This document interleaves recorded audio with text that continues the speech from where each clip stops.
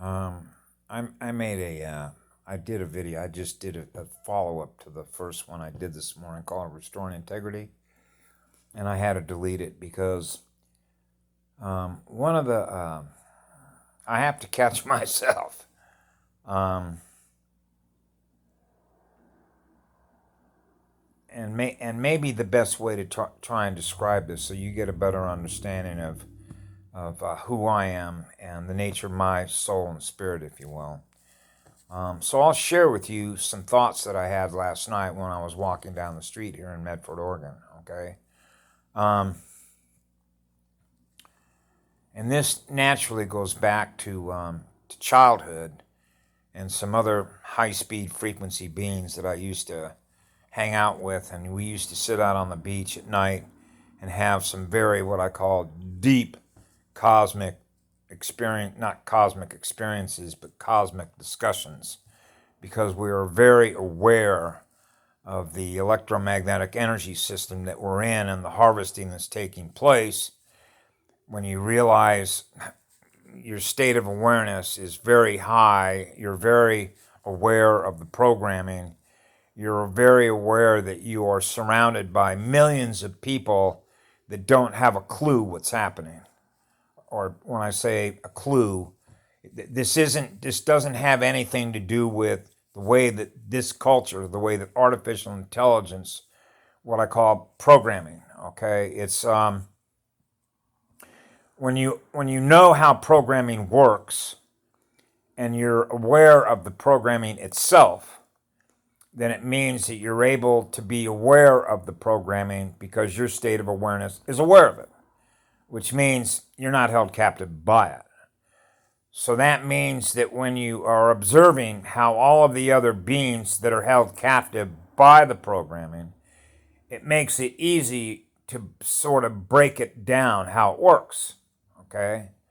And because of that, it allows you to have a completely different perception of not only the cosmos that you know that you occupy and you experience and perceive on a much higher speed level of vibration, but allows us to be able to share how we navigate through an energy field with millions of people that are essentially not aware of their own programming. Okay? So, what I try and avoid are what I call mind traps, in which we get sort of caught up when we have discussions on this level of how this works, particularly when you're engaged with beings who are programmed, who don't understand how it works, and how you begin to sort of open up what we call having an open mind, in which the conversation is on a level that doesn't end up escalating or de-escalating the energy, which means when you have an enormous amount of love and compassion for those who got caught up in this energy harvesting system as a result of the 777, if you will, or 7 seconds of darkness, and how that electron harvesting, which is coupled to the movement of electrons, because everything is set to their clocks, and their clocks were deliberately changed to represent 7 more seconds of darkness rather than based when the light comes up at the moment the light comes up and when the light goes down, which is the balance between the vortexes, if you will, which is known as the hourglass and the sands of the time. So when you're in a state of peace, it means that the harmony and the balance between the dark energy and the light energy that you see as the headlights in front of you, which is why we're not in fear of what it is that is in front of us, which is the unknown, because the light that is in front of us is who we are. Okay? Which is why we don't fear the unknown.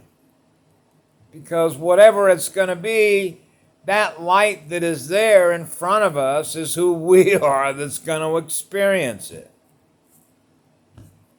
Welcome to the heavenly realms. Punching our way through the holographic perception of the spin and angular rotation of the particles that we are projecting that produce the sound and light holographic movie projection that we experience, right? That's why when you look at a light bulb of planet Earth, it's all light. It's a light bulb. So your state of consciousness is the light, what you're aware of. So the differences in what we're aware of is based on the speed and the spin rotation of the Merkaba, which simply means how much light are you running. And that's going to be based on the speed of your electrons. So when they're harvesting everybody's electrons, what happens? Those are dim bulbs. So when you begin to quantify that over the last 2.5 generations, you begin to quantify the difference between dim bulbs and bright bulbs. Negative current that burned out the filament in the bulb, now you got to replace the bulb. Okay, so that's what we mean about light workers that got burned out.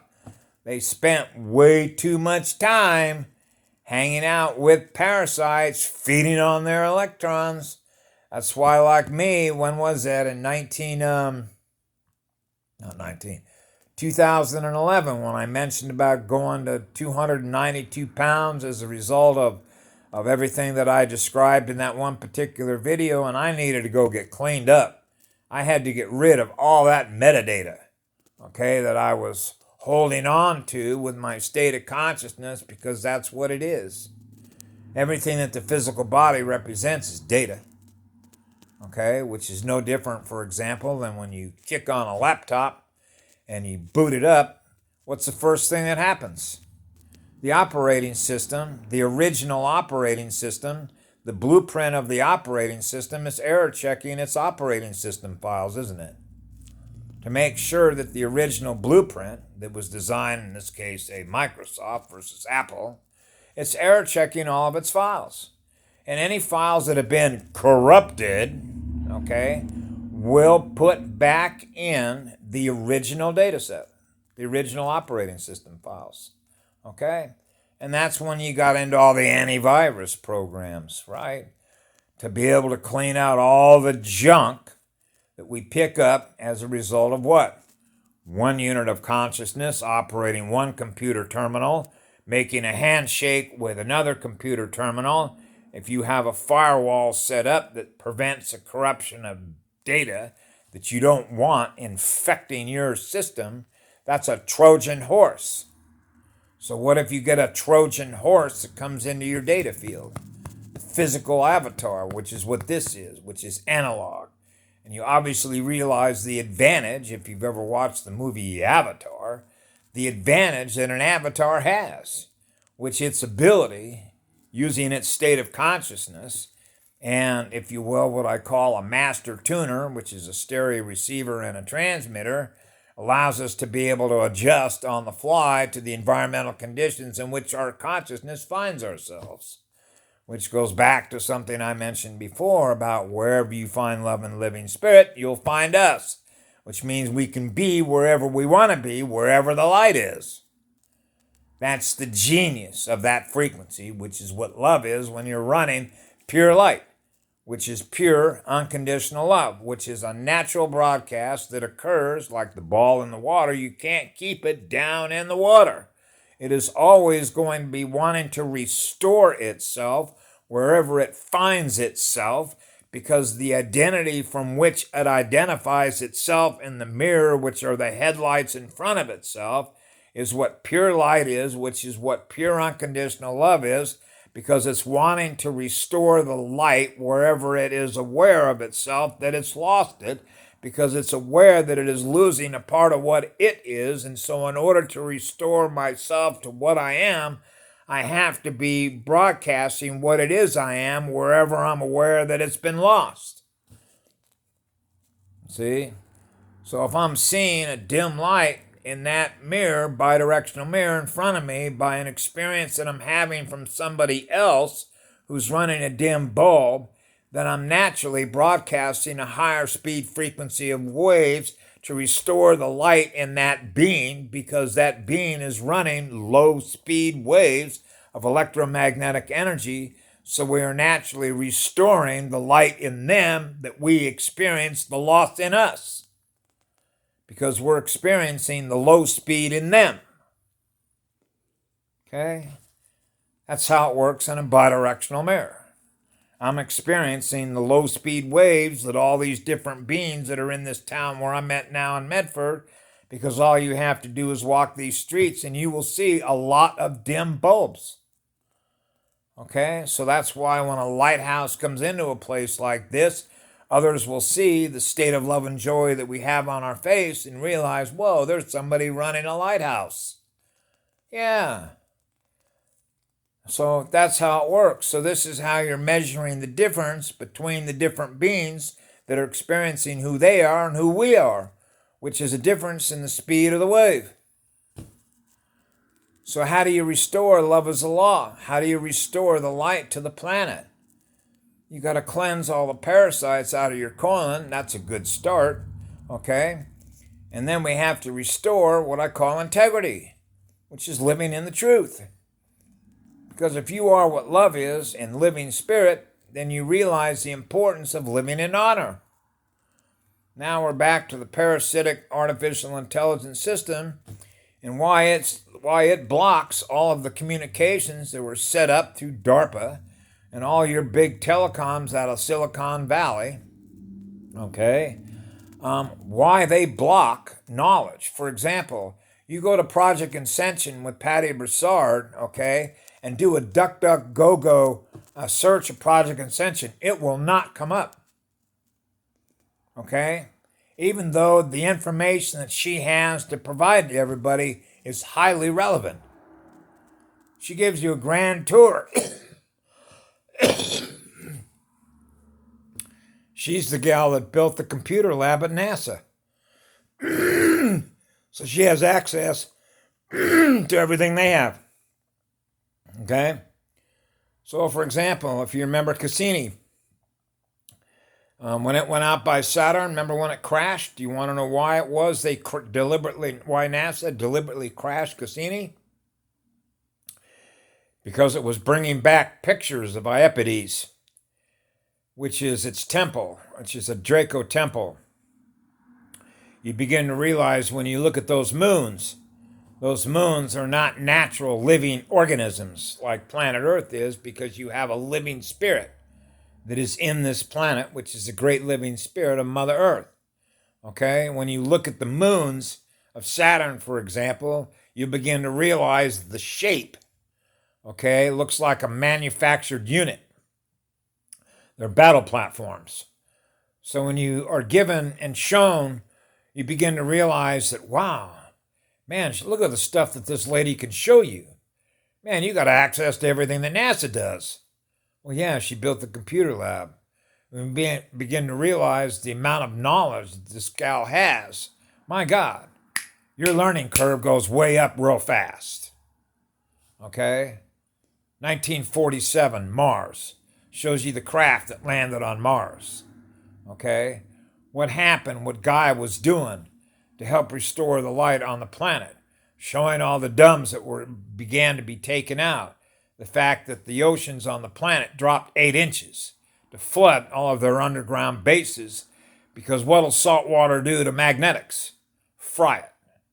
Okay, so you began to realize the same way that we decolonize our colon with parasites that influence what it wants us to do through thought form algorithms to keep feeding what we have in memory, which represents what it is, because it started with putting it in our body, which is artificial intelligence, means that we have artificial intelligence that is communicating with us and wanting us to do what it is that we do next, and that becomes your habits. Now you begin to realize that we're held captive by things that we put inside us that are feeding on our energy, because it's not living energy. If you want living energy, then you will eat a living plant that is living energy. Whether it's an orange that you pick from a tree, an avocado or a coconut, or something that's growing up from the earth like kale or spinach or beets or carrots, or the things that come from the great living spirit of Mother Earth, because the earth are living energies. Right? Okay, so now you begin to realize that you have a difference between that which is living and that which is dead. Well, what do we know to be dead? A corporation is dead. It's a fiction. It doesn't exist in nature. So therefore, if they can get us to believe that they are legitimate, then all we have to do is look at what it is that they produce. And what do they produce? Lies. Everything that those corporations do is like a steam shovel, like this. So it keeps extracting, and it keeps abstracting, and it keeps taking, and it keeps taking. And then from what it takes, it processes through a process of units of consciousness that are processing what it's extracted. And then when you look at the output side, based on the input side of what's coming in, the output side is toxic. So what you begin to realize is that these are parasites producing more of what they are putting out on the output side that we put in us that represents parasites.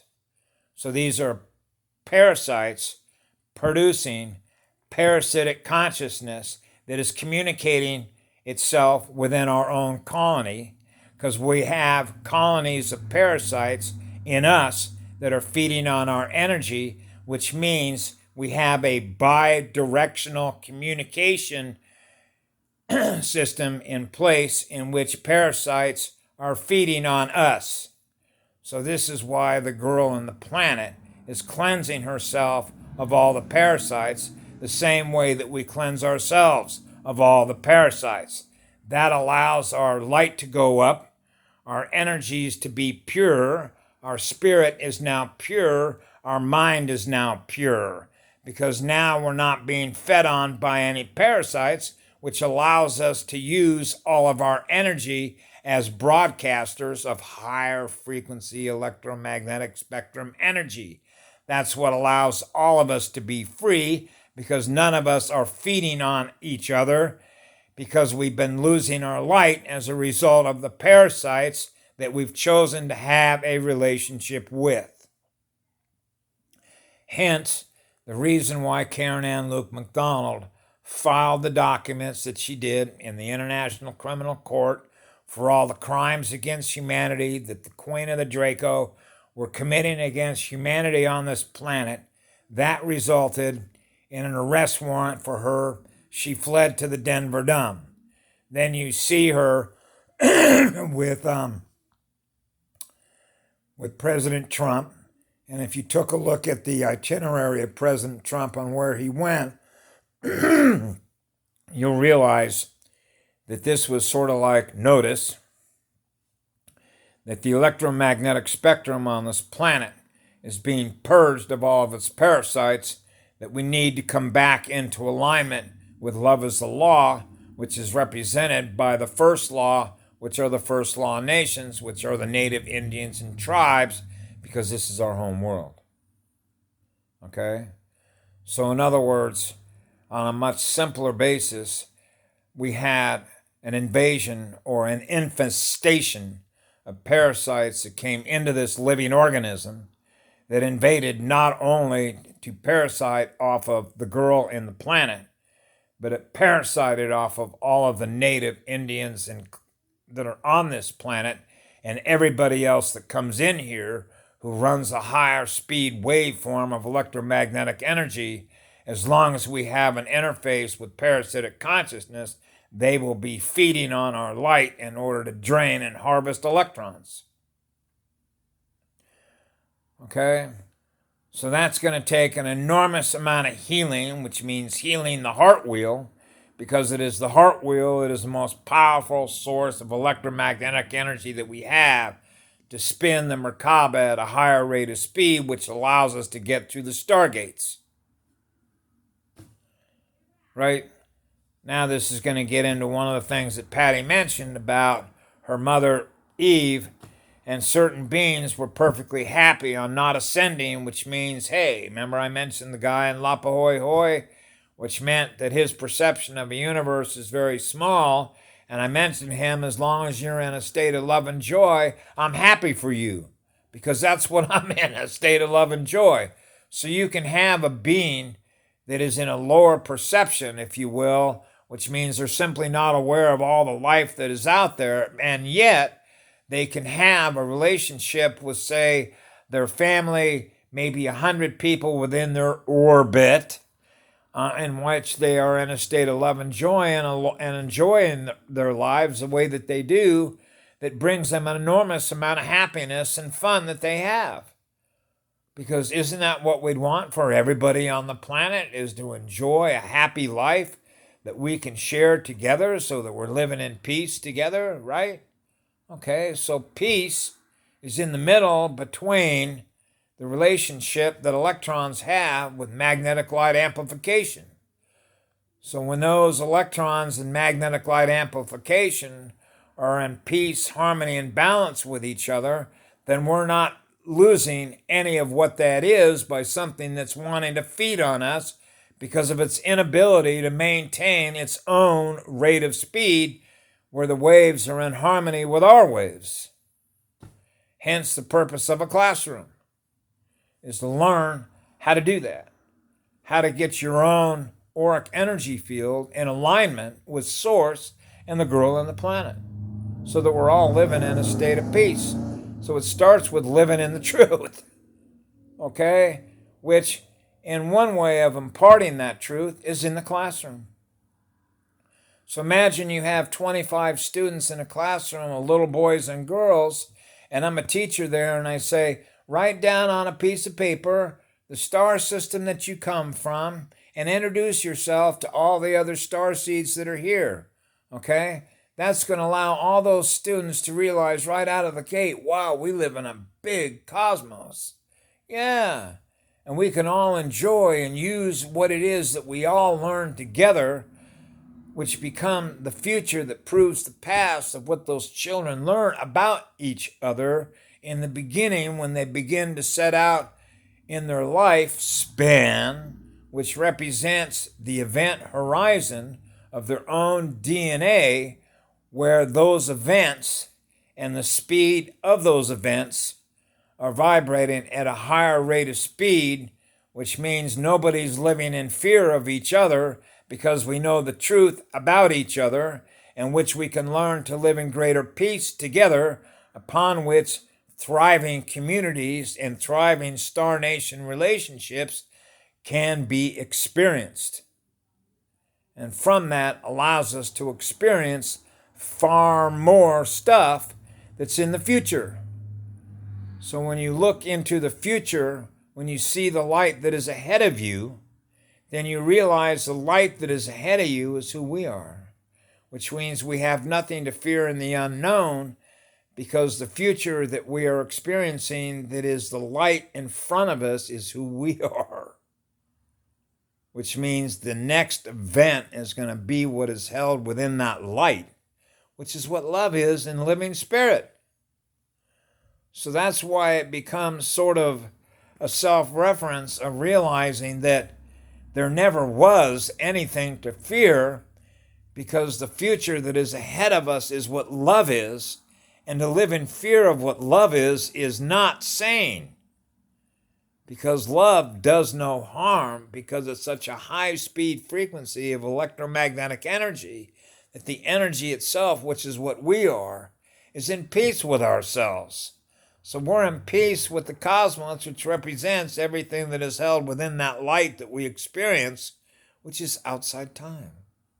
So when you're outside time, you know that you're an eternal life force being in living spirit that is in that light. That's a lighthouse. So when you are that, and you know that because you're experiencing that, then that's what we share with others, so we can help others learn how to experience what that is. That becomes another point of learning reference upon which they can realize how to master the spin and rotation of their Merkaba, so that the heart wheel, which is the most powerful electromagnetic generator of electromagnetic energy on that spectrum, allows us all to go faster together, which means all of our high-speed frame rates of what we experience are the high-speed waves of that energy that we're sharing together, so all those waves are in harmony. We're not experiencing anything trying to feed and lower the speed down to longer waves. So that means we're experiencing going slower through the cosmos. Our state of consciousness is going slower through the cosmos. Now we're held to the clock, which is moving too slow for us. We want to speed. And that's what made, in my childhood, wanting to experience everything that was possible to experience that we hadn't experienced yet, because we know what we're seeing in the future is who we are, which is in that light, which means I'm going to experience the next experience that is different from the last one, that is different from the frame rate before, because the next one that is ahead of me is in that light, which is what love is, which is eternal life force, energy, and living spirit. So when you know that and you experience that, your spirit and your mind is free to experience exactly what that is, because you're experiencing who you are that is in that light. And that's simple to know that as a child, and they can't take that away from us. Okay? That's how we're able to come out the other side, which is why we have a duty and a responsibility to maintain the truth, the honor, the integrity of what the light is, which is what love is, because we don't live in any fear of telling the truth. Okay, no matter what experiences we've had. Anyway, that's number 2. There were some things I experienced last night I wanted to share with everybody to give a different frame of reference. So anyway, have a great day. I love you all.